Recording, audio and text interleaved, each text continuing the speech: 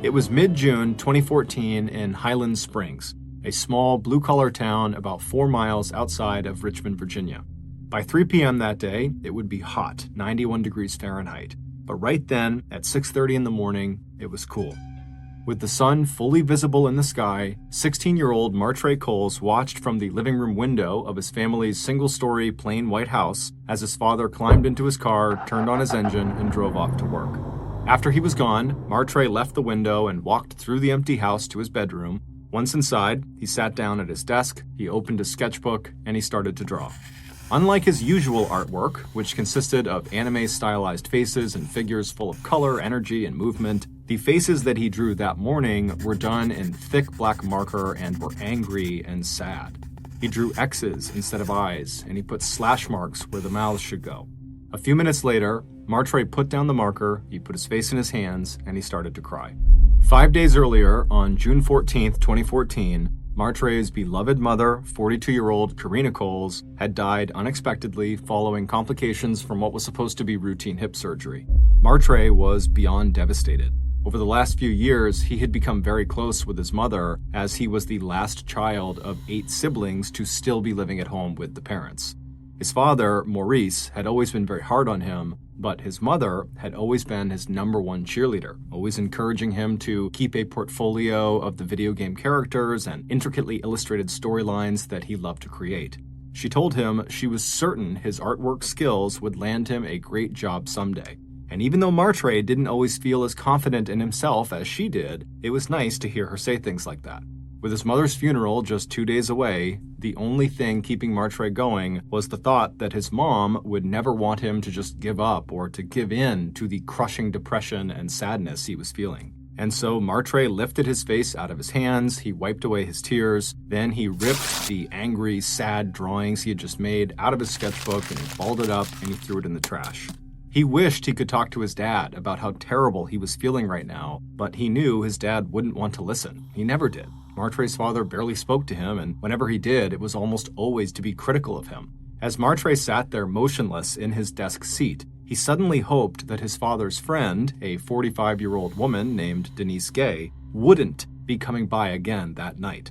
Denise worked with Martre's dad at a food packaging company called Smithfield Foods. She had 2 children of her own, a 9-year-old little girl and a 19-year-old daughter who lived on her own 90 minutes away. Martre had no issue with Denise herself. She was perfectly nice, but Martre just didn't like that there was this new woman spending time in their house so soon after his mom had died. It just felt inappropriate. Martre had also quietly hoped that his mother's death would bring him and his father closer together, but the opposite was happening. Instead of turning to his son in this difficult time, Maurice was turning more and more to Denise. By June 21st, just 1 week after Martre's mother's death, Denise was coming over their house nearly every night. And in mid-July, just 1 month after Martre's mother's death, Maurice announced to Martre and his other siblings that Denise, along with her 9-year-old daughter Alana, were going to be moving in with him and with Martre. Despite protests from Martre's older sisters, Michelle and Marquisha, that their father's relationship was progressing way too fast, and that Martre was still very emotionally fragile following his mother's death, Maurice had made up his mind. He didn't care what Martre's feelings about the situation were.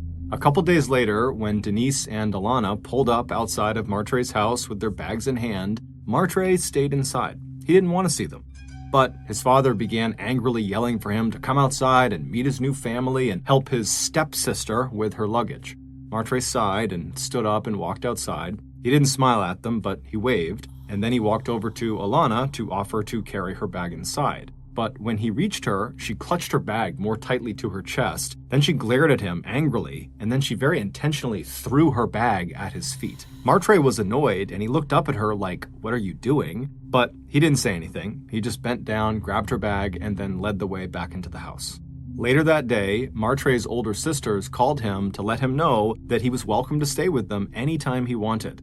They knew his new living situation with Denise and Alana was going to be super awkward, and they knew Martre was just hurting from the death of their mother and he really needed someone around him that actually cared about him. Martre thanked them and said, "Yep, sure, I'll come by sometime," but secretly, Martre knew he probably wouldn't. He just didn't have the energy to do anything these days. According to Martre's girlfriend, Ashlyn Knight, who was a fellow student at Highland Springs High School, Martre had big plans for his future, plans that his mother had encouraged him to pursue. Martre wanted to get into the best art school he possibly could, and then with that degree, he could try to land a highly coveted job as a video game artist and animator. And so over the first few months that Denise and Alana were living with him, Martre did his best to completely ignore them and instead spend his time and energy on his artwork. And over those first few months, Martre's art skills got noticeably better, and he started branching out from drawing and painting into the creation of elaborate and beautiful papier-mâché masks. But perhaps the most significant thing about this particular period of time in Martre's life was that after about 6 months of living with Denise, his resentment for her had given way to affection. She could never replace his mother, but she was very kind to him, and slowly, she had become a maternal figure to him. She had become someone he turned to when he was down. However, as much as Martre's relationship with Denise seemed to be evolving in a positive way, his relationship with her daughter Alana was going the other direction. Alana was clearly unhappy living with the Coles, and so she took out her frustration by constantly picking fights with Martre. At first, it was just small stuff like stealing the TV remote from Martre or being loud and obnoxious to annoy him. But eventually, it turned into more elaborate torment. Specifically, Alana realized that Maurice, Martre's father, would always take her side over his son's. And so using that information, she began breaking things around the house and telling Maurice that Martre did it. And every time, despite Martre proclaiming his innocence, Maurice would scream and yell at him and punish him in some way. Alana also quickly realized how important Martre's art was to him, and so she would routinely sneak into his room and vandalize his sketches and his masks. Martre had tried turning to Denise for help, but he was finding that she seemed to be in denial about how badly behaved her daughter really was. Martre also sensed that Denise was desperate to maintain her relationship with his father, and so she probably didn't want to fully acknowledge just how bad it was getting between he and Alana, because doing that would call their entire living arrangement into question, which would potentially jeopardize their future together as a cohesive family. And so Denise really didn't do anything to stop her daughter. Finally, in the winter of 2016, so 2 years after Denise and Alana had moved in, the tension in the household boiled over into violence. Early one afternoon, when Maurice and Denise were still at work, and Martre was sitting on the couch in the living room, Alana slipped into the kitchen, she opened the utensil drawer, and she pulled out a pair of utility scissors with long pointed blades. And then the 12-year-old walked back into the living room where Martre was, and she snuck up behind him, she pulled out the scissors, and then she leapt around the corner and she jumped on top of him and attempted to stab him in the heart. And Martre, at the last second, reached up and kind of pushed her arm out of the way, but the blades dug into his left shoulder and they went in deep. Martre's girlfriend, Ashlyn, remembers the very angry call she got from Martre that night after Denise had cleaned and bandaged the wound on his shoulder and had apologized on behalf of Alana, but that was it. And so for Martre, this was the breaking point. He was furious that his father and Denise had just totally let the situation with Alana get completely out of control, and he was just kind of scared of Alana. That was a real attack on him. And so as he talked to Ashlyn that night, he said to her, I really need to start actually focusing on how I'm going to execute my plan and actually get into art school and get out of this insane household and go pursue my dreams. And Ashlyn agreed, and she encouraged him and said, yes, go do that. And so in mid-December 2016, Martre worked up the courage to go approach his father and ask him if he would sit down with Martre and try to fill out some financial paperwork that would help him get funding to go to college. And as he's trying to explain to his dad why he needs this funding and what he's going to do with his degree, Maurice, his dad, just kind of puts his hand up and says, you know what? I didn't go to college. I don't understand any of this stuff. You're on your own, kid. Martre was kind of crushed because he needed his dad to fill in the paperwork to be eligible for financial aid. But luckily, Denise was sitting nearby. She had overheard the conversation, and after Maurice had left the room, she pulled Martre aside and said, you know what, don't worry about it. I will get the information you need. I'll help you fill it out. We'll get you into college. You'll be fine. And so over the next few months, with Denise's help and encouragement, Martre not only filled out the financial aid paperwork, but he also sent out applications and letters of inquiry to various art colleges. And then, in March of 2017, roughly 3 years since his mother had died, Martre received the best news he had ever gotten. On March 4th at 4:17 in the afternoon, while Martre worked at his computer, he heard the ping of an incoming email. One click later, and he was reading an invitation from Full Sail University, an art school in Florida, asking him if he would like to come take a personalized tour of their campus. The administrator who had sent the email, Sheila Crenshaw, told Martre that she and her staff had been very impressed with the pictures of his artwork that he had sent along, and so they would love to get to know him and see if the school was a good fit. Sheila told Martre that if he wanted to come and do this tour, to be sure to bring along at least one of his papier-mâché masks, as well as his portfolio of drawings. Martre was so excited, he leapt from his chair and he ran into the room next door where Denise was, and after telling her the good news, she jumped up too, and the pair laughed and hugged and talked about how it was really happening. Martre was really going to go to art school and pursue his dreams. After they calmed down, Denise booked Martre a seat on a bus that would take him from Richmond, Virginia to Florida on Sunday, March 12th. The tour was scheduled for the following Monday. After his travel was booked, Martre realized he only had 8 days until he would be leaving, so right away he got to work making a special papier-mâché mask that he would bring along. He wanted to make sure he really impressed the Full Sail staff. On March 11th, the night before Martre was scheduled to ride out to Florida, Martre stayed with his older sister Michelle at her house. They spent the evening excitedly talking about his potential future at Full Sail and how happy this invitation would have made their mother, whose birthday was coming up later that month. The next morning, Michelle and Martre hopped in Michelle's car, and she began driving toward Martre's house. Their dad had agreed to give Martre a ride to the bus station later that day. When they arrived, Michelle gave her brother a big hug, she wished him good luck, and told him to text her as soon as he got to Florida, and he said he would. After Michelle got back in her car and she began to drive to work, she felt a profound sense of relief wash over her. She knew her little brother still missed their mother terribly, and even talked about his own death and how, at least when that happened, he would be with their mom. But finally, this invitation to Full Sail seemed like the break he so desperately needed. When Martre walked into his house that morning, Denise and her older daughter, Latoya, were both in the kitchen chatting and drinking coffee.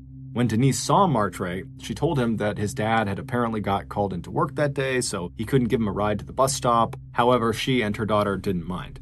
He thanked them, and then he sat down with them, and for a few minutes the trio drank their coffee and chatted about Full Sail and other things. And then eventually, Martre told them that he still needed to pack, so he got up and he headed to his bedroom. As he got his clothes and his papier-mâché mask and other artwork together, he smiled. In less than an hour, he'd be on a bus headed to Florida, and he'd be officially pursuing his dreams. Since Martre's girlfriend, Ashlyn, had known she would not see Martre in person before he left for Florida, and they both knew that Martre might not be able to charge his phone during the 18-hour-long bus ride, they had arranged for Martre to text her as soon as he got on the bus so she could say goodbye. But at the time Martre should have been on the bus texting her, he didn't. He didn't text, he didn't call, it was just silent. And over the course of the morning, despite Ashlyn calling and texting him repeatedly, Martre never responded. Around noon, Ashlyn called Martre's sisters, Michelle and Marquisha, asking if they had heard from their brother, and they said no. By late afternoon, when still there was silence from Martre, Ashlyn, Michelle, and Marquisha were becoming frantic. They all knew that even 3 years after his mother's death, Martre still suffered occasional deep bouts of depression when he started thinking about his mom. And so the 3 young women started worrying that he might have harmed himself. That's why they're not hearing from him. So at 4 p.m. that afternoon, Martre's sisters rushed to their father's house to see what their father and Denise knew. And when they got there, they met up with Denise and Latoya, who were out in the front yard. And after listening to Martre's sisters, Denise was stunned. She had been with Martre that morning. She had seen him leave. What could have happened? How could anything be wrong? But when Maurice, who at some point had come outside to see what was going on, heard the news, he was completely unconcerned that his son seemed to have just vanished right off the face of the earth. He told his daughters that Martre hadn't even been gone long enough to have reached Florida. It was an 18-hour trip. He probably was just asleep on the bus. And if he didn't show up at school tomorrow for the tour, well, Martre was 19 years old. He was an adult, so whatever he wanted to do, that was on him. Completely unsettled by their father's utter indifference about this, Martre's sisters left the house and met up with Ashlyn, who was now hysterical. After they calmed her down, the three women eventually decided that their best bet right now was just to search the neighborhood for Martre. Denise said she had dropped him off at the bus stop, but she didn't actually see him get on the bus and literally drive away. So the three young women are thinking, okay, well, maybe Martre never got on the bus. Maybe he's still in town somewhere. So the trio spread out all across Highland Springs. They went to local stores, to the high school, to the basketball court. They called and texted all of Martre's friends, but no one had seen or heard from Martre. The next morning, Monday, March 13th, they called Full Sail University to see if Martre had arrived for his tour, and the answer was no. Immediately, Michelle and Marquisha jumped in their car and they headed for the local police station where they filed a missing persons report on their brother. They gave the police a picture and description of Martre, but police told them that because Martre was an adult and there was no sign of foul play, there really wasn't much they could do. Meanwhile, Martre's girlfriend, Ashlyn, who knew Martre's email password, decided to take a closer look at Martre's invitation from Full Sail University. When he had shown it to her 10 days earlier, she had noticed something slightly off about it, but she had forgotten all about it once they had read the good news and were celebrating. But now, when she logged into his email account and opened up the invitation again, she immediately saw why she thought the email was concerning. The email had not been sent from an official Full Sail University account. Instead, it had come from someone's personal Gmail account, a woman named Sheila Crenshaw. Ashlyn pulled out her cell phone and she called Full Sail again. And a few minutes later, Ashlyn's worst fears were confirmed.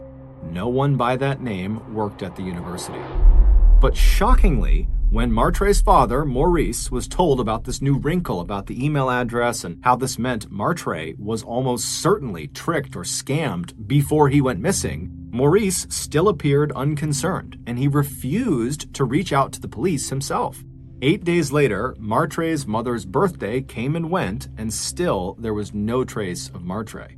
Since their mother's death, all of the siblings started getting together on her birthdays to celebrate her life and spend time together. And Martre cherished these get-togethers. So for him not to at least text or call his family on her birthday was very significant. It was starting to feel almost likely that he had taken his own life. But just a week later, everything would change. On April 2nd, 2017, 3 weeks after Martre was reported missing, a man named Larry Anderson was walking in a wooded area near where the Coles lived when he spotted a strange green plastic bin tucked away inside of a thick bush. He walked off of the trail to get a better look at it, but when he got close enough to actually see what was inside of this bin, he stopped where he was, he pulled out his phone, and he dialed 911. When the police arrived, they found Larry, who was visibly very shaken up, and he was pacing along the trail a couple hundred feet away, and then the police moved from Larry to the actual bin under the bush, and when they got up close, they saw what Larry saw. There was clearly a foot with a sneaker on it poking out of the bin. When they removed the cover of the bin completely and actually got a full view inside, they saw the dead body of a young man folded up like an accordion crammed inside. He was wearing blue jeans and he had a dark sweatshirt on. His knees were jackknifed up against his chest at an impossible angle, and his hands were bound behind his back with purple duct tape. There were no obvious wounds on his body. However, an autopsy would later reveal that the cause of his death was suffocation. The medical examiner also told police that present in the blood were high levels of two drugs, the sleep agent trazodone and the club drug gamma-butyrolactone, which makes users feel relaxed and euphoric. Even though there was no wallet or ID on this body, when detectives ran a general description of the young man's appearance through their database, right away they found a match to a missing person report that had been filed 3 weeks earlier on March 13th. The deceased young man inside of the storage bin was Martre Coles. Before the police told Martre's family the horrible news, they received a surprising phone call from another police sergeant. He had heard about the murder, and he had just connected Martre's name and his address to a false burglar alarm that 2 of his officers had responded to on March 31st, which was 2 days before Martre's body was discovered. After following up on this very bizarre connection the sergeant had made, and using evidence they had found at the scene where Martre's body was discovered, police were able to slowly, bit by bit, piece together the story of who killed Martre and why. Back on Friday, March 31st, so 2 days before Martre was found, that sergeant's 2 police officers responded to a burglar alarm at Martre's home. When they arrived at Martre's home, Alana came to the door. Standing next to her was her older sister, Latoya. Now, neither of these 2 responding officers had any idea that there was a missing person report out on another member of their family. Latoya told the officers that she was really sorry that the burglar alarm they were responding to was actually a false alarm. She told them, while glaring down at her sister Alana, that her younger sister had deliberately set the alarm off and she was about to be punished for it. The police asked a few more questions, and then, feeling satisfied that this really was just a false alarm because this kid pulled it, they turned around to leave. But before they did, Alana suddenly blurted out, "Can I talk to you guys, please, alone?" And then Alana promptly stepped forward away from her sister out of the house into the evening darkness, and she and one of the officers walked over to the police car they had come in on, while the other police officer stayed put at the door with Latoya, keeping her from going out there. Once Alana was far enough away that she didn't think Latoya or any of her other family members in the house could hear her, she turned to the officer and told him a story that was so outrageous and so unexpected that it just did not seem true. And so after Alana was done telling this story and had gone back inside with Latoya and the door had shut and the 2 responding officers said bye and they were leaving, they discussed it in the car, those 2 officers, and they decided there's no way that could be true. And so when they got back to the station, they filed their report as usual, describing that this was a false alarm, and then they also wrote down in this report what Alana told them, her crazy story, but they didn't alert anyone to this story. They just basically made a note of it, and then they filed their report with their sergeant and thought nothing of it. 3 days later, when their sergeant learned that the murder victim found in the storage bin was Alana's stepbrother, the sergeant suddenly remembered the report and realized the story Alana had told his officers might actually be true.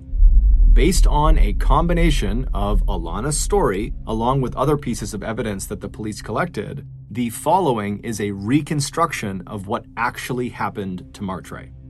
Back on the morning of Sunday, March 12th, so the day Martre was scheduled to take the bus to Florida, his older sister Michelle dropped him back off in front of his house and gave him a hug before she left for work. When Martre walked through the front doors into his house, Denise and her daughter Latoya were sitting in the kitchen. Martre sat down, and as the trio chatted, Martre didn't realize the cup of coffee he was drinking was almost certainly laced with the 2 drugs that the medical examiner would later find in his system, trazodone and gamma-butyrolactone. By the time Martre got up from the table and headed to his bedroom to pack for his trip to the college, the drugs would have likely begun taking effect. As he stepped into his bedroom, he likely would have started to wonder why he was feeling so crushingly tired and lethargic. He also was probably wondering why Denise and Latoya had followed him into his room and pushed his door most of the way closed without saying a word. Across the hall, Alana was in her room when she heard a loud shout. The voice was weak, but the words were clear. "Get off of me!" She recognized the voice as Martre's. She stepped out of her bedroom and pushed the door of Martre's room open a little to see what was going on, and what she saw was Martre on his back on the ground, and her mother, Denise, standing over his head while kind of bent forward. She was pressing her hands directly down onto his chest, basically putting all of her weight onto his chest, crushing him. Alana's sister, Latoya, was sitting on Martre's legs trying to hold them down because Martre was kicking her and trying to get up. As Martre continued to yell out for them to get off of him, his voice became weaker and weaker as he wasn't able to fully expand his chest to get a full breath because Denise was crushing his chest. Suddenly, Denise looked up and she saw Alana standing in the doorway. Without releasing the pressure on Martre's chest, she simply said to Alana in an unnaturally calm voice, "Nothing is happening. Go back to your room." Alana, who had learned over the years that it was a bad idea to cross her mother, did what she was told, and she kind of backed out into the hallway, and then a few steps more and she was behind her closed bedroom door, her heart pounding wildly. Back inside of Martre's room, Denise was starting to panic. She wished Alana hadn't seen, but now if she didn't finish Martre off, his yells for help, as weak as they were, might alert others. So while keeping the pressure firmly applied to his chest, Denise looked around and saw the papier-mâché mask Martre had so carefully made for his trip to the college laying on the ground near them. She took one hand off of his chest, so she's still pressing with the other, and she reached and she picked the mask up, and then she placed it over Martre's face, completely blocking his nose and mouth, and then began pressing down on his face as well. Then she leaned forward and put her knee into the center of his chest, right on his sternum, and put all of her weight onto her knee, and then she shifted the hand that had been on his chest up to his throat, and she began pressing as hard as she could on his throat. And so she maintained all 3 points of pressure, his chest, his neck, and his face, until Martre stopped moving. A few minutes later, across the hall in her bedroom, Alana heard the sound of something plastic being dragged over the floor. Although terrified, she opened her bedroom door just enough to look into the hallway, and this time she saw her sister Latoya pulling a large, heavy green storage bin across the floor. A few minutes later, Alana looked out her bedroom window, and she saw her mother and sister hoist this green tub into the back of Denise's car, and then the two of them drove away. After they were gone, Alana quietly closed the door to her bedroom, and then she sat on her bed, and she's thinking to herself, this has to be a dream. This can't be real. But then later that day, when Martre's sisters came over to their house in a total panic, saying that Martre wasn't responding to any texts or calls and we think he's missing, that's when Alana knew this had not been a dream. What she had just seen had really happened. Over the next few days, Alana kept hoping that Martre would just show up, that he'd walk through the door and that everything would go back to normal. But that didn't happen. And 19 days later, on March 31st, Alana was unable to carry this secret any longer. And so she waited until dark, and then she intentionally set off the family burglar alarm, knowing it would trigger police to come to her house, and then she could tell them her secret. When Alana stepped outside of the house to talk privately to one of the responding police officers, their conversation was captured on body camera. She turned her face up towards the officer and whispered 7 words that would blow this murder case wide open. "I saw my mom kill my stepbrother."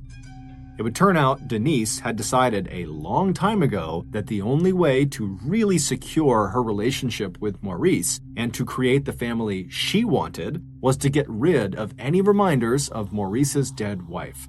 And Martre, with his mother's wide smile and many of her mannerisms, had done everything he could to keep his mother's memory alive. Even his depression over her loss only reminded everyone how much she had meant to her family. Denise was also worried that Maurice might begin to see her own daughter, Alana, as a liability because of the constant bickering between her and Martre. So when Denise overheard Martre talking to his father about trying to secure financial aid so he could go off to art college, she saw an opportunity to make him disappear from her life altogether.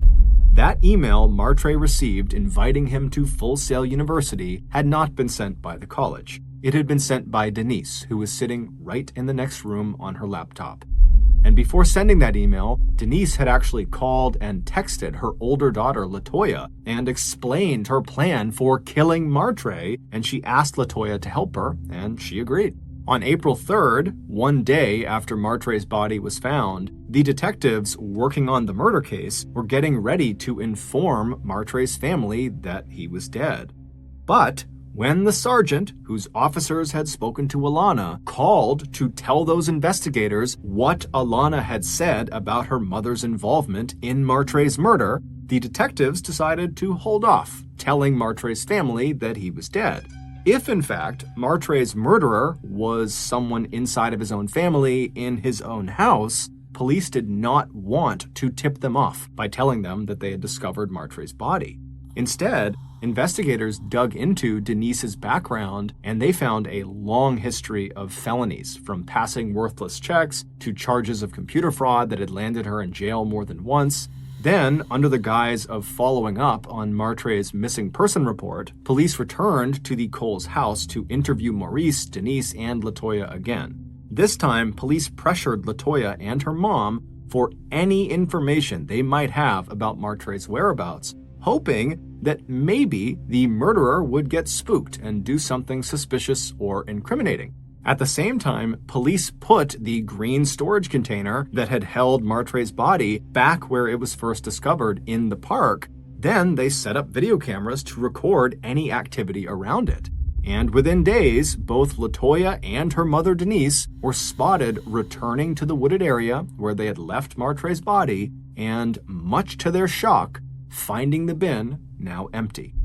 Police also discovered that shortly before Martre's disappearance, Denise had purchased a shovel, purple duct tape, and a substance called lime that can be used to prevent decomposition of human flesh. But most damning of all, cell phone and computer records confirmed that both Denise and LaToya had been to the wooded park on March 12th, the day Martre went missing, and these records confirmed that Denise was definitely the author of the email from Full Sail University. It was that invitation, the most promising and exciting event in Martre's life that his mother would have been so proud of him for, that lured him to his death.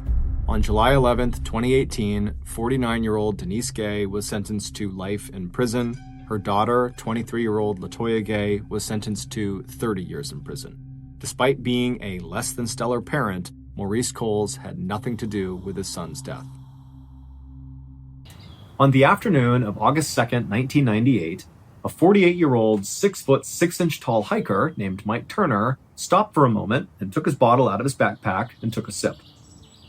Mike was standing in a cluster of trees on the side of this mountain about 11,000 feet up, inside of an area in Wyoming called the Fitzpatrick Wilderness. The Fitzpatrick Wilderness is easily one of the most visually striking places in the entire world. It's like all of the extremes of nature kind of collided together in this one place. You have these massive, 13,000 foot tall snow-covered mountain peaks, you have glaciers, and then right below them, right at the base of these huge mountains, are all these lush green fields full of tall grass and flowers and animals running around and little streams and lakes. I mean, it's absolutely picturesque. In fact, some of the pictures of this area, they look fake. They're so ridiculous. But the real reason the Fitzpatrick Wilderness was known as this unbelievably beautiful place was because really it went kind of untouched by people because it was so hard to get to. I mean, basically the only people who stepped foot in this very surreal landscape were really experienced outdoors people like Mike Turner, because it took a lot of know-how just to get to this area and to survive in this area. This is a very, very rugged place.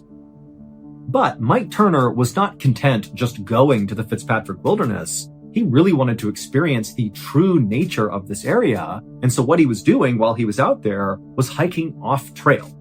And so he's in this totally remote place, hiking around in an area that was not even marked on a map.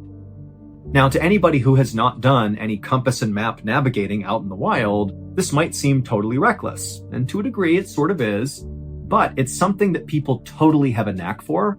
I can speak from my own experience. When I was in the military, we did a lot of compass and map navigating, like in the backcountry in Alaska and also in California. And I was terrible at it, but I can tell you some of my classmates definitely had sort of like an innate skill to understand where they were in relationship to terrain features.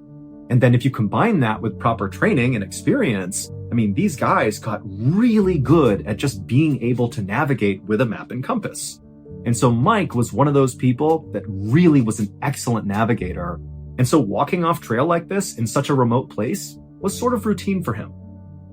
Now, Mike was not some full-time adventurer. This was something he did that was sort of a passion for him. His job was he was a reverend at a Christian church in Idaho, and he had been for 10 years. And Mike loved being a reverend. He loved his congregation and, his wife Diane and his 3 kids. He had 2 daughters and a son. They were all super involved in the church. I mean, it was a great thing. But at the same time, being a reverend was a lot of work, a lot of responsibility, and a lot of stress. And a way that Mike had found to kind of cope with that growing stress of being a reverend was to go out hiking. He actually found, sort of ironically, that when he was out in nature hiking, he felt closer to God than when he was inside of his church preaching.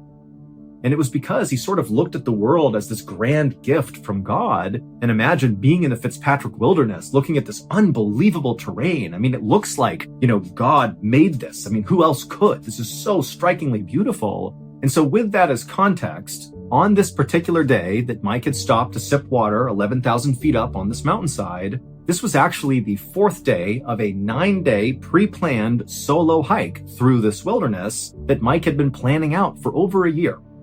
Now, even though Mike was a very skilled hiker and backpacker and survivalist, he knew doing any sort of really long solo hike came with a whole bunch of risks that only really come if you're solo hiking.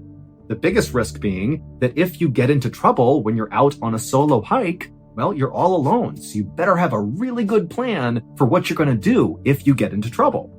And so Mike had come up with a great plan. He had spent that whole year mapping out this off-trail path he was going to take over these 9 days. It was a 60-mile trip through the Fitzpatrick wilderness, and he drew out basically exactly where he expected to go on a map, and he gave that map with all the different coordinates and exactly where he'd be on each day to his wife, who also was a very enthusiastic hiker. And he told her, on the 9th day, you're going to meet me at this spot at the end of the 60 miles at noon on this 9th day right here, and I will meet you there and you can take me home. However, that plan had changed on that 4th day as Mike was sipping his water on the mountainside. And only Mike knew it because he had no way to communicate back to his friends and family. Cell phones were very primitive at the time, so he couldn't just call somebody. I mean, basically, if he deviated his plan, he was the only one who would know. Now, the reason why Mike, on the 4th day of this 9-day trip, decided to alter his course made a lot of sense. So even though Mike was technically solo hiking, he was not actually alone. With him was the family dog named Andy, who was a very good-natured black lab mix who loved going hiking. And over the course of the previous day and then into this 4th day, he and Andy had been up at elevation at about 13,000 feet, walking on some icy parts of the mountain, and Andy's paws were getting really raw from kind of walking on the jagged ice. And that day, on the 4th day, Mike had noticed Andy was whimpering and struggling to keep up when normally Andy was super energetic and running all around. And he knew that, my course that I'm supposed to be going on for the next few days is going to be going all through these mountains with all this ice. And I don't think Andy can keep up. He's not going to be able to do it. And so he had decided to side skirt the mountains to avoid the ice. And even though this path was definitely going to take him a little bit longer, it would still bring him to the same destination, to that same pickup spot where his wife and his family would be waiting for him. Now, Mike understood that by deviating his route, not only would his family not know, like they would have no idea where he was, but also this secondary route he'd be taking to save Andy's paws was going to take a little bit longer than the intended course would take. And so he knew he was not going to be there at the time he said he would. So he was not going to be there at noon on the 9th day. It was going to be maybe the 10th day or beyond. But Mike had planned for this contingency. He had brought extra supplies specifically if he had to extend his journey. And so he felt confident that even though this was a big risk, to take this path that nobody knows he's on, he felt he could do it with no problems. And so after Mike finished taking a sip of his water, he pulled a bowl from his pack that was for Andy, and he poured some water in it, and he placed it on the ground, and Andy kind of made his way over and began lapping at the water. And as he did, Mike looked down and saw Andy's tail wagging happily, and Mike felt confident, seeing how much better his dog was already doing, that this was definitely the right decision. Taking this secondary route was definitely the way to go. But as Mike waited for his dog to finish drinking, Andy suddenly stopped and then lifted his head up with his ears perked up like he had sensed something. And then before Mike could stop him, Andy just took off running into the trees and disappeared. Now, Andy was a playful dog that periodically kind of ran around on the hikes like this. But remember, Mike is out in the backcountry and he's deviated his path. He needs to be really sure of where he is. He can't afford to make mistakes here. And if Andy just goes rogue and he has to go chase after him, the opportunity to get turned around or lost, or maybe come in contact with some big predator that maybe Andy has sensed, were pretty high. And so Mike grabbed the bowl and took off running into the trees after Andy. And after going into those trees, he emerged on the other side, Mike did, And suddenly he was hit with this incredible view, kind of looking down towards this lake. And there was this huge clearing on this side of the mountain that was filled with these huge boulders, like boulders the size of small cars. And they were everywhere. Basically, the mountain, as it eroded, chunks of rock were rolling down into this clearing that was sort of at a slant down towards this lake. And it just filled the entire clearing with boulders, to the point where you really couldn't actually walk on solid ground. The only way to get from where Mike was and where Andy was, because at this point he could see his dog was making his way towards the lake. Clearly, that's what Andy had sensed, the lake, and he was going to get a drink or something. And so Mike knew to get to his dog, he would basically have to climb onto the boulders and jump from rock to rock all the way to his dog. And so Mike tried calling for Andy one more time to stop and come back, but Andy was on his own program going towards the lake. And so, resigned to the situation, Mike climbed on top of the first boulder and began jumping boulder to boulder in the direction of his dog.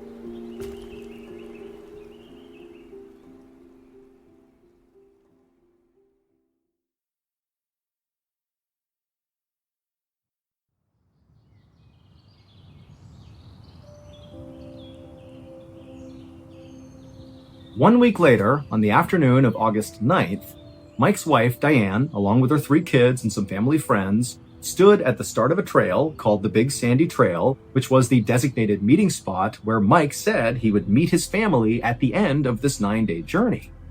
And as Diane stood there at this meeting place, she kept anxiously checking her watch. Mike was late, and not just a few minutes late, he was a full 24 hours late. Mike was supposed to be there on the 8th at noon, and now it's the 9th, and he's still not here.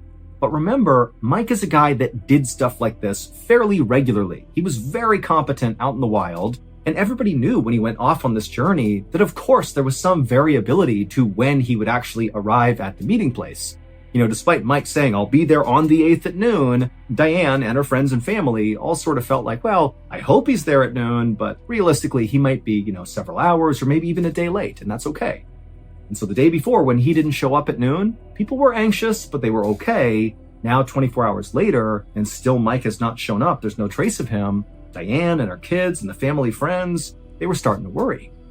And in fact, before Mike left on this trip, he told Diane that if for some reason he does not show up on the 9th, so 24 hours after he said he would be there, and it's past 4 o'clock on the 9th, this is the trigger point, that Diane should call the authorities and assume something is wrong and send out a search party. And so Diane is checking her watch on the 9th, and soon enough, it's 4 p.m., Mike's not here, 4:05, 4:10, 4:15, still no Mike. And even though she knew her husband said, now it's time, go get the authorities, she just couldn't bring herself to do it. She felt like it's such a huge to-do if you get a search party organized out here. I mean, that's a massive effort, super expensive. And she felt like the second she told authorities that Mike would come walking out of the wilderness with a big story to tell and a big apology for being late. And so she convinced herself that, you know what, give him one more day, I'm sure he's bound to show up. But the next day, on the 10th, when still there was no sign of Mike, that morning, Diane did go to the authorities and she reported Mike missing. And just as she expected, a massive search was launched for Mike. But you need to keep in mind here that again, Diane and the searchers and everybody besides Mike has no idea that he has altered the path he was on. And they're going to be searching this massive expanse of wilderness that even with the best of conditions, knowing exactly where someone is on their route, I mean, it's so hard to find people out here. I mean, it's totally rugged. Things are obscured from view, from the air, from the land. There are areas you can't even get to. There's predators out there. I mean, this is a dangerous thing to be doing. And again, they don't know he's not even on that path anymore. He's deviated. And so, despite helicopters in the air, horseback teams out in force, hundreds of volunteers combing the area looking for Mike, nobody found a trace of him. And after 2 weeks went by with this huge search producing nothing, they finally had to call it off. And so, of course, Mike's family is just unbelievably devastated. They have no idea what's happened to Mike.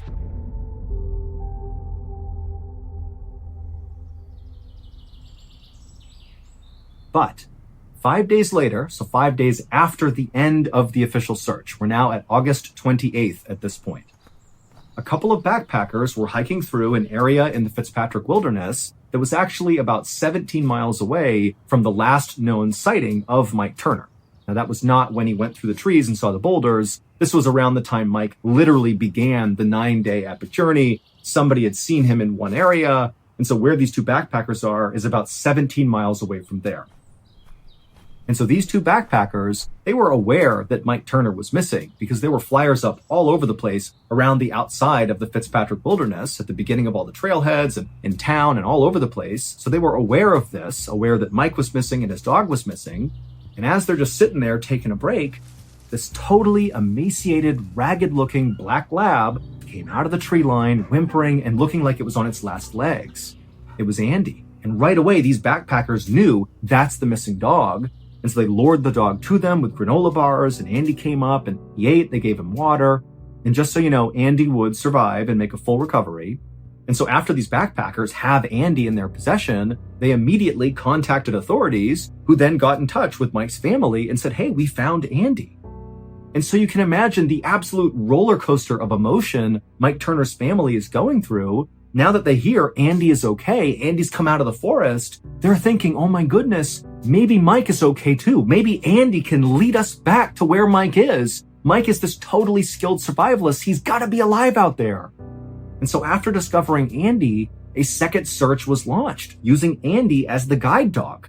They basically went to that spot where the backpackers found him, and basically Andy's family and some other volunteers allowed Andy to lead them back into the wilderness, hoping it would lead them to Mike. And so as this new search began with Andy leading the way, a separate backpacker, who we will call Brian, just for the sake of the story, that's not his name, but we're going to call him Brian, he was hiking through a section of the Fitzpatrick Wilderness not near where Andy was. This is a separate area. And Brian, he was not involved in looking for Mike Turner, but he was aware that Mike was missing because, again, he had seen all the missing person flyers, he'd seen the news, and when he began his own hike into the wilderness, he had seen at the start of his own trailhead a big flyer with a picture of Mike Turner and his dog saying he was missing. So Brian's aware of Mike Turner's absence, but he's just going on his own hike into the wilderness. And after a few days of solo hiking his way into this totally rugged expanse, he eventually reaches this kind of dense cluster of trees about 11,000 feet up on the side of a mountain, and he walks through those trees, and when he emerges on the other side, out in front of him, sloping down to a lake, is this unbelievable boulder field that practically takes his breath away. But that was not the thing that really got his attention. Instead, as he's taking in these boulders and this unbelievable view of the mountains in the distance and this lake, he noticed there was a man sitting on a rock fairly far across this boulder field with his back to Brian, just staring at the lake. Now, remember, this is like the middle of nowhere, and Brian certainly was not expecting to come across any other person on this journey. And so naturally he thought, okay, I need to go up and make sure this guy is okay, or if nothing else, I want to talk to him. I mean, this is a very rare thing to come in contact with other people out here. And so Brian began walking towards this guy to see what was going on. Well, that man was the missing hiker, Mike Turner. My goodness, did Mike Turner have a story to tell.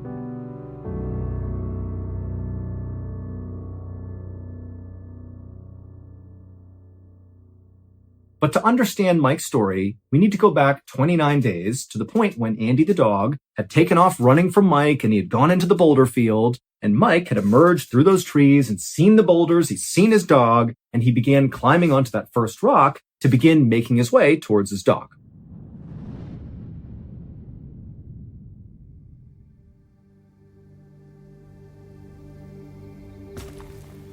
So Mike, he gets up on that rock, and he begins hopping from boulder to boulder to boulder.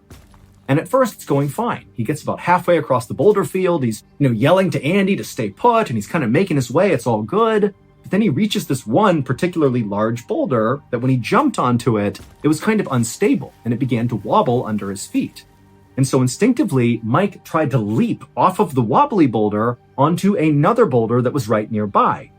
But when he jumped, he sort of undershot this second boulder and so did not land on it and stay put on it. Instead, he kind of hit the face of this second boulder and slipped down to the ground.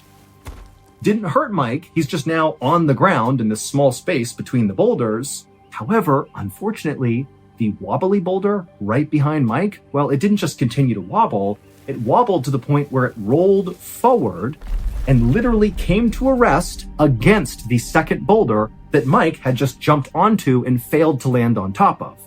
Basically, wobbly boulder impacted second boulder, sandwiching Mike between them. But critically, it did not harm Mike. This is going to take some explaining, but it'll make sense after I go through it.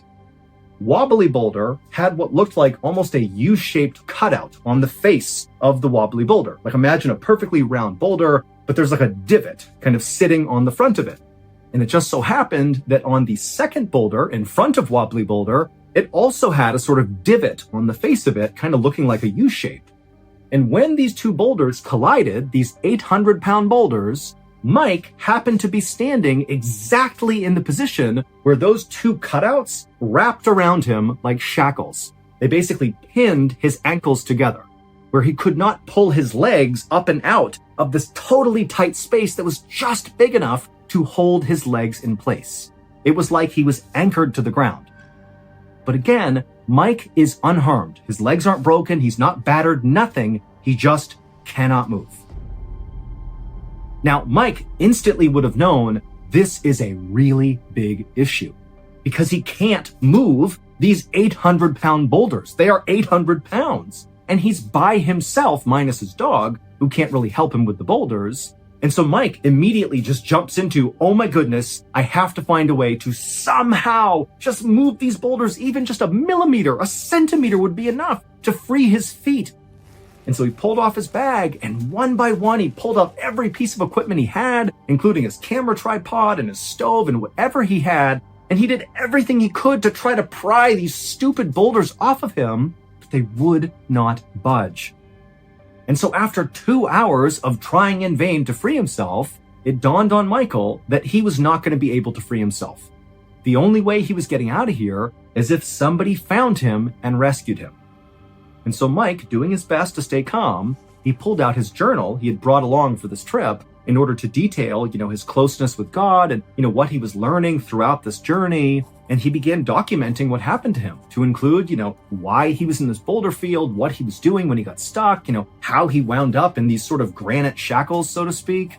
He also very clearly in his writing was very much putting his faith in God to get him out of here. He wrote in his journal on this first day, 2 hours into this predicament, I am in your hands, Lord. I don't know what I may face. The idea being, I don't know what's going to happen to me, but my faith is in you. I know you will help me through this. And so after writing this initial entry, Mike turned his attention to survival. Like not trying to push the boulders off, but trying to survive amidst the boulders as long as possible. And so he pulled out his blue sleeping bag and kind of wrapped it around himself to insulate himself. He got out his stove and there was some snow in reach, and he began putting snow in his stove and melting it to create water. And he also pulled his tent flap over the top of him. He was basically setting up camp inside of these boulders. And that first night must have been absolutely horrifying. The temperatures dropped down to near freezing, even though during the day it was over 100 degrees Fahrenheit. But that night he's in this horrible position, just trapped with his own thoughts, just hoping and praying that, God was going to get him out of here.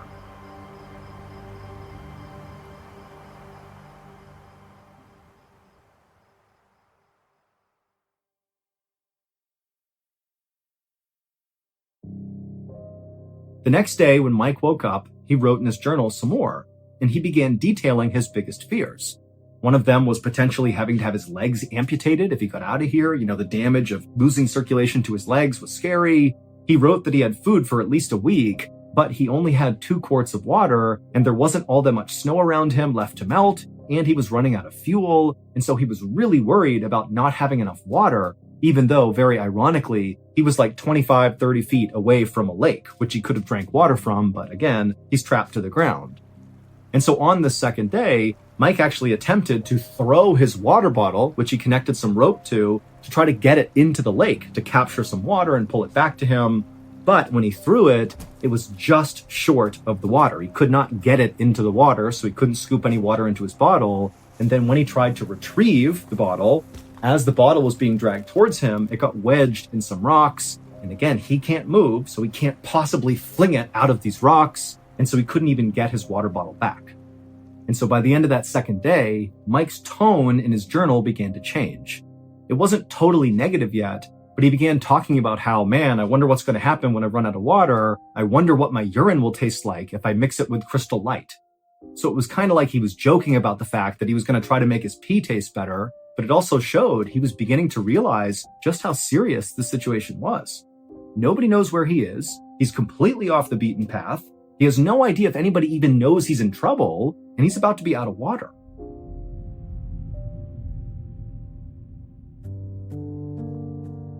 The next day, so the third day of being trapped inside of these boulders, Mike would once again begin writing in his journal. And his tone seemed a bit more optimistic, despite the fact that he has not solved, this water crisis he's about to face. He's down to his literal last quart of water. But in his journal, he talked about how this whole trip he went on, this 9-day trip he had planned out, the whole point was to become closer to God. And he felt like, you know what? I've really done that in the past couple of days. What I wanted to achieve, having a really spiritual event here, it's happened like times 100 being trapped here. I mean, this is the closest I've ever felt to God. But you could just tell there was just an underlying sense that I'm going to get out of here. I'm going to learn from this experience. I'm not going to take stupid risks anymore. I'm going to be a better father, be a better husband, be a better reverend. I'm going to make something of myself. I'm going to improve as a result of this suffering I'm going through right now. However, over the next few days that Mike continued to be trapped in these rocks with no help coming, his optimism clearly waned. He began to write that he was angry with God. He wondered, is this a punishment for something I've done? And he also thought, maybe I failed God, and that's why I'm here. But it was just clear that Mike, who was this deeply spiritual person who absolutely believed in a higher power, how could he be in this terrible position and not be getting any sort of help from God? How could that be? But unfortunately for Mike, his situation only got worse. On about day 5 or 6, as Mike was laying wretchedly inside of this horrible camp he had built, he noticed that he had completely lost feeling in his left leg. Like completely. It was a dead leg at this point.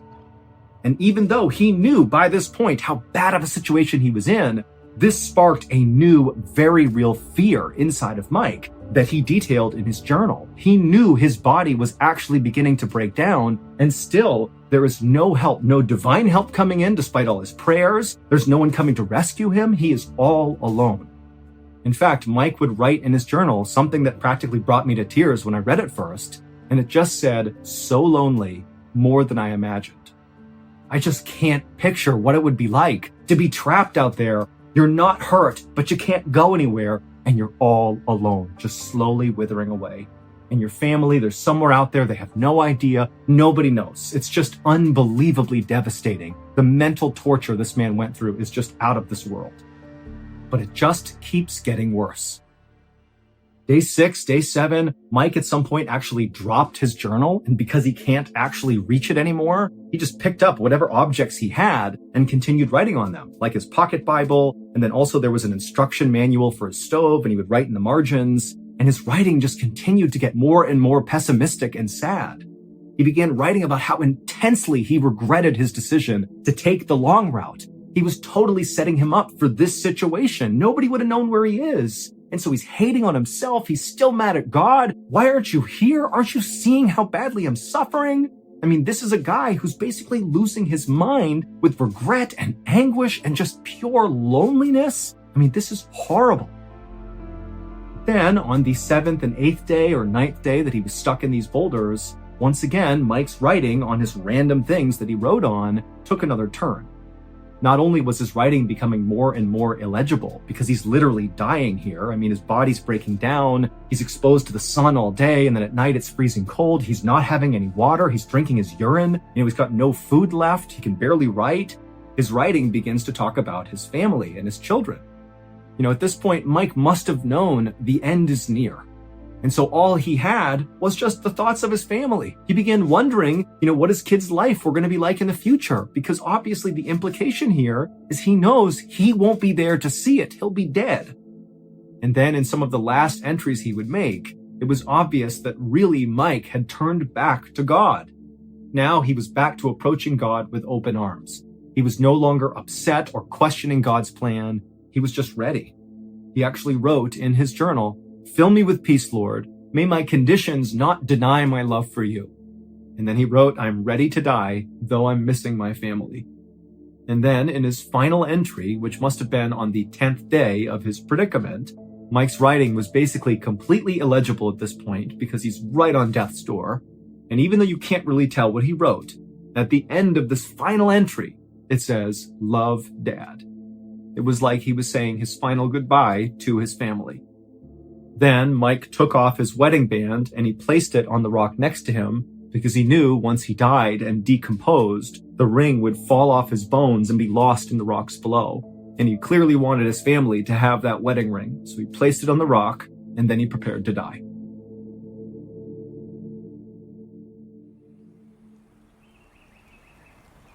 When Brian the hiker walked up to the sitting man he saw on this boulder, he realized almost immediately that that was Mike Turner because he had seen the missing person flyers before he came into the wilderness. And so knowing this is the guy they're looking for and knowing he couldn't move him, covered him up, and then he took Mike Turner's wallet, which contained his ID, and then as fast as he could, Brian the hiker made his way back to the beginning of the trailhead and contacted authorities. I will say it took Brian almost 3 days to contact authorities, and he was going as fast as he could, retracing his steps. So that really gives you a sense of really just how remote of an area Mike was in when he passed away.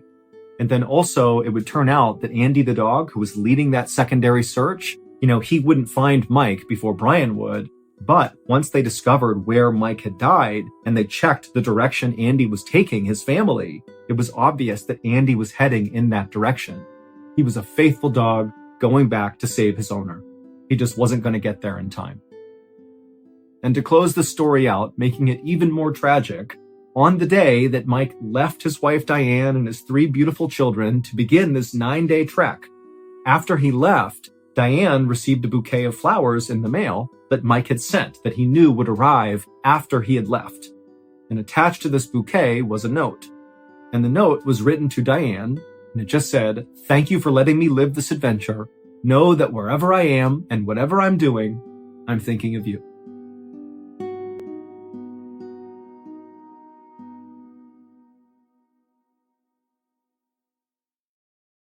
A quick note about our stories. They are all based on true events, but we sometimes use pseudonyms to protect the people involved, and some details are fictionalized for dramatic purposes.